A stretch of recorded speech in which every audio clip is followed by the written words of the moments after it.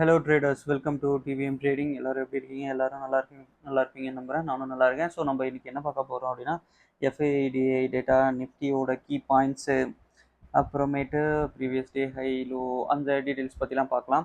So வந்து பார்த்தீங்க அப்படின்னா 20 மே, ஸோ எஸ்டர்டே வந்து எஃப்ஐ எவ்வளோ வாங்கியிருக்காங்க, விற்றுருக்காங்க அப்படின்னு சொல்லி பார்ப்போம். ஸோ கேஷ் மார்க்கெட்டில் வந்து பார்த்தீங்கன்னா -1597 கோடி வந்து எஃப்ஐஐ வந்து விற்றுருக்காங்க. எஃப்ஐஐனா ஃபாரின் இன்வெஸ்டர்ஸ், ஓகேங்களா? ஸோ டிஐ வந்து டொமஸ்டிக்னா நம்ம இந்தியாவுக்குள்ளே இருக்கவங்க. ஸோ அவங்க வந்து எவ்வளோ வாங்கியிருக்காங்கன்னா 1968 கோடி. ஸோ நியர்லி ஒரு 300 க்ரோஸ் வந்து பார்த்தீங்க அப்படின்னா மார்க்கெட்டுக்குள்ளே மொத்தமாக வந்திருக்கு. ஏன்னா டிஐ வந்து நிறையா வாங்கியிருக்காங்க, சரிங்களா? ஸோ அப்போது நிஃப்டியோட எஃபெக்ட் எவ்வளோன்னு பார்த்தீங்கன்னா 0.17% ஏறி இருக்கு.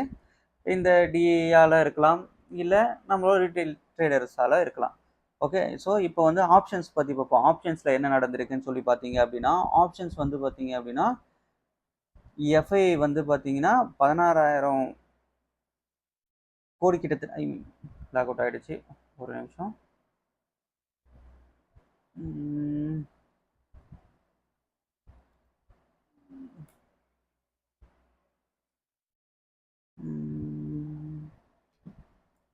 Eta 56904 அனலைஸில் போயிட்டு மல்டி சைக்கிளில் அனலைஸில் போயிட்டு எஃப்ஐடிஐ டேட்டா, இதில் option cash market FI history. So வந்து இதில் வந்து பார்த்தீங்க அப்படின்னா 16,822 கோடி கிட்டத்தட்ட என்ன பண்ணியிருக்காங்க அப்படின்னா அவங்க வந்து விற்றுருக்காங்க. எஃப்ஐ ஆமாம், ரெண்டுமே எஃப்ஐ தான். இது வந்து கால், இது வந்து புட்டு.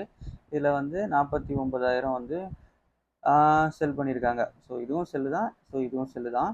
ஸோ இதில் வந்து பார்த்தீங்க அப்படின்னா எஃப்ஐஐ கால் வந்து பார்த்தீங்கன்னா 16,000 தான் பண்ணியிருக்காங்க, புட்டு வந்து 49,000 பண்ணியிருக்காங்க. ஸோ அவங்களோட வியூ என்னன்னு பார்த்தீங்க அப்படின்னா புல்லிஷ்னா என்ன, புட்டில் புல்லிஷாக இருக்காங்க. ஸோ மார்க்கெட் கீழே போகும் அப்படின்ற மாதிரி அவங்க எக்ஸ்பெக்ட் பண்ணுறாங்க. கால் வந்து பார்த்தீங்க அப்படின்னா பியரிஷ் அப்படின்னா கண்டிப்பாக கால் கீழே தான் போகும், ஸோ மேலே போகுது. ஸோ ஓவராலாக அவங்க வந்து பார்த்தீங்கன்னா மார்க்கெட் வந்து கீழே தான் போகும் அப்படின்றது அவங்களோட பாயிண்ட் ஆஃப் வியூ. இண்டெக்ஸுமே வந்து பார்த்தீங்க அப்படின்னா செல் பண்ணி தான் வச்சுருக்காங்க. ஓஏயுமே வந்து மைனஸில் தான் இருக்குது. ஸோ ஓவராலாக பார்த்தீங்க அப்படின்னா மார்க்கெட்டோட வியூ வந்து அவங்க எடுத்துக்கிறது வந்து பேரிஷாக இருக்குது. பட் அவங்க வியூ எடுத்ததால் மார்க்கெட் கீழே போகுமான்னு கேட்டால் போகாது, ஓகேங்களா? ஸோ நெக்ஸ்ட்டு அதாவது என்னென்னா, இப்போது மார்க்கெட்டில் வந்து ஈக்விட்டியில் வந்து ஒரு 300 கோடி உள்ளே வந்திருக்கு. அதே போல் அவங்க எடுத்திருக்க வியூ வந்து பார்த்தீங்க அப்படின்னா கீழே போகும் அப்படின்றது அவங்களோட வியூ. அதாவது 20 மே அவங்க பண்ணியிருக்க ட்ரேடை பொறுத்து, சரிங்களா? ஸோ இப்போ நெக்ஸ்ட் நம்ம என்ன பார்க்க போகிறோம்னா, ஸோ நிஃப்டி இருக்குல்ல, ஸோ நிஃப்டியில் நேற்று எந்தெந்த கீ லெவல்ஸ் பார்க்க போகிறோம். இப்போ மேலே போயிட்டு கீழே வந்திருக்கா, இல்லை கீழே போயிட்டு மேலே வந்திருக்கா அப்படின்றத பார்க்க போகிறோம். அதே போல் ப்ரீவியஸ் டே ஹையை பிரேக் பண்ணியிருக்கா, லோவில் பிரேக் பண்ணியிருக்கா, கீழே ஹையில் க்ளோஸ் பண்ணியிருக்கா, இல்லை லோவை பிரேக் பண்ணியிருக்கா அப்படின்னு சொல்லி பார்ப்போம். ஸோ ஹையை மார்க் பண்ணிக்கலாம். இது ஹை, அதுக்கப்புறம் இது வந்து லோ. ஸோ இங்கேருந்து நமக்கு தெளிவாக தெரியுது என்ன பண்ணியிருக்கு, லோவாக பிரேக் பண்ணியிருக்கு. ஓகே, ஸோ இப்போ வந்து இதை 5 மினிட்ஸாக மாற்றிக்கலாம், 15 மினிட்ஸாக மாற்றிக்கலாம். ஓகே, ஸோ 20 மே மார்க்கெட் வந்து ஓப்பன் ஆனதே வந்து ப்ரீவியஸ் டே லோவை விட கீழே தான் ஓப்பன் ஆகிருக்கு. ஸோ கீழே ஓப்பன் ஆகிட்டு அப்படியே என்ன பண்ணியிருக்கு, அப்படியே மேலே போயிருக்கு. ஸோ இது ஃபஸ்ட்டு கேண்டலோட 15 மினிட். ஸோ ஃபஸ்ட்டு கேண்டலோட 15 மினிட்டு.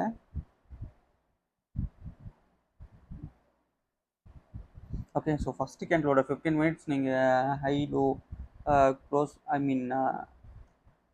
பாயிண்ட்டை மார்க் பண்ணிக்கிட்டு அதுக்கப்புறமேட்டு அதை பிரேக் பண்ணி மேலே போச்சு அப்படின்னா நீங்கள் ஒரு கால் எடுத்திருந்தீங்க அப்படின்னா ப்ராஃபிட்டபுளாக இருந்திருக்கும்.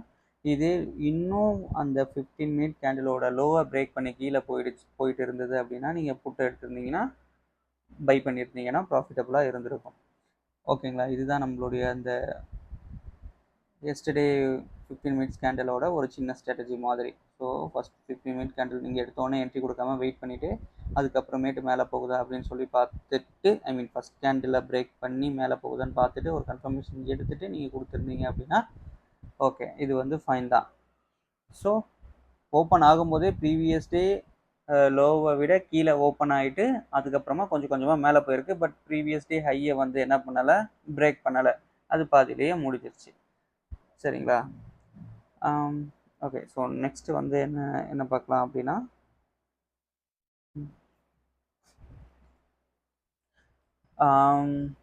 குளோபல் லெவலில் மார்க்கெட்டு என்ன பண்ணியிருக்கு அப்படின்னு சொல்லி பார்ப்போம். ஸோ குளோபல் மார்க்கெட் வந்து பார்த்தீங்க அப்படின்னா மேக்ஸிமம் மே 21, ஸோ இன்னைய டேட்டா பிரகாரம், ஸோ டேட் வந்து பார்த்தீங்கன்னா 21, மேக்ஸிமம் எல்லாம் பாசிட்டிவில் தான் இருக்காங்க. UK, London, Hong Kong, Germany, France, USA கூட பாசிட்டிவில் தான் இருக்காங்க.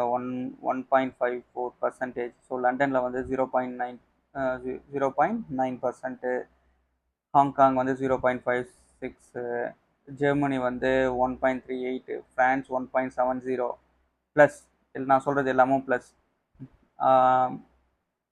சைனாவில் வந்து பார்த்தீங்கன்னா 0.38, ஜப்பான் வந்து 3.44, தைவான் அவங்க வந்து 3.29, யூஎஸ் 30 அவங்களும் வந்து 1.30, கொரியா, சவுத் கொரியா அவங்க வந்து 6.57 இருக்காங்க. இந்த எஸ்என்பி யூஎஸில் அவங்க மட்டும் வந்து பார்த்தீங்கன்னா -0.23 இருக்காங்க.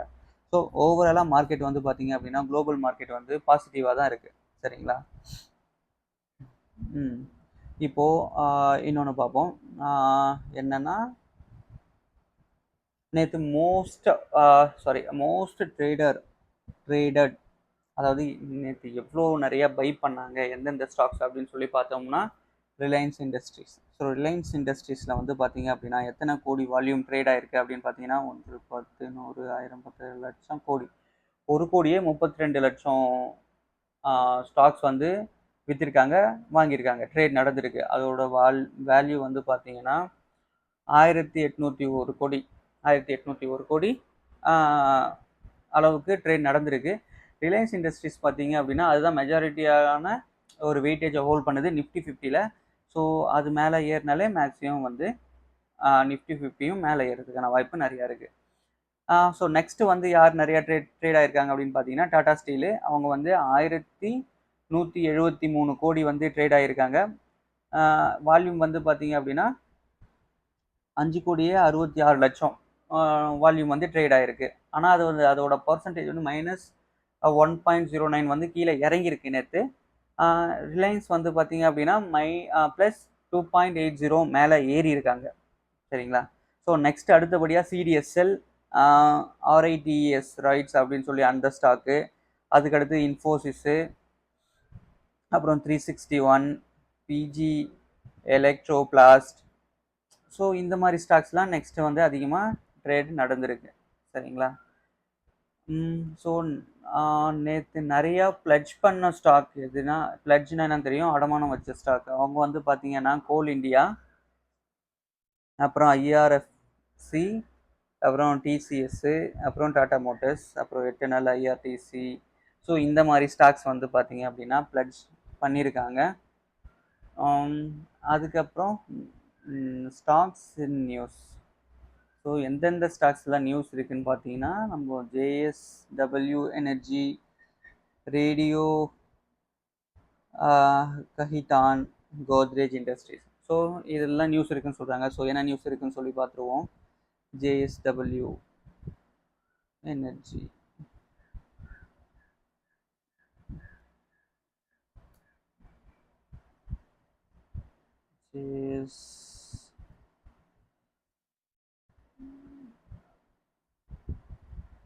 டெக்னிக்கல் ஃபினான்ஸ்,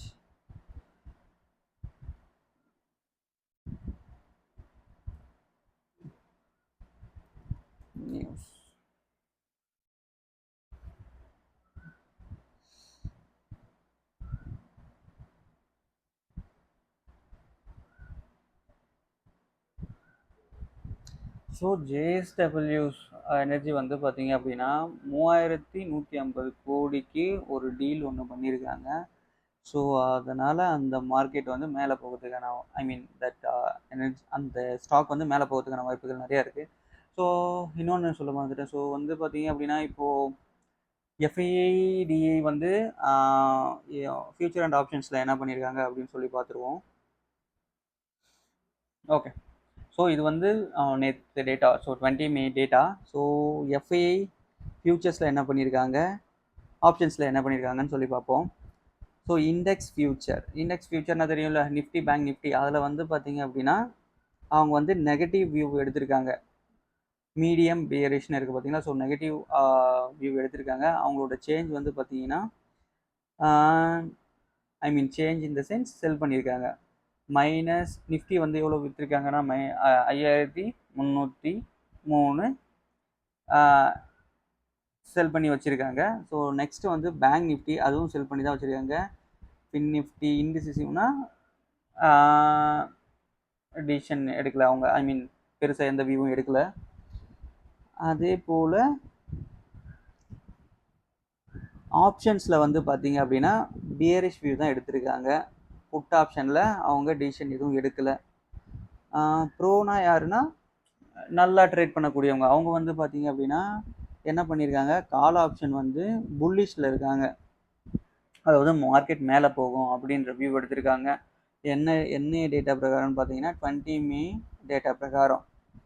கிளைண்ட்டுனா ரீட்டைல் ட்ரேடர்ஸில் அந்த மாதிரி இருக்காங்கல்ல, ஸோ அவங்களாம் வந்து மார்க்கெட் கீழே போக தான் எடுத்திருக்காங்க. ஸோ ஓவராலாக பார்த்தீங்கன்னா எஃப்ஐ வந்து மார்க்கெட் கீழே போகுன்ற டிசிஷன் எடுத்திருக்காங்க.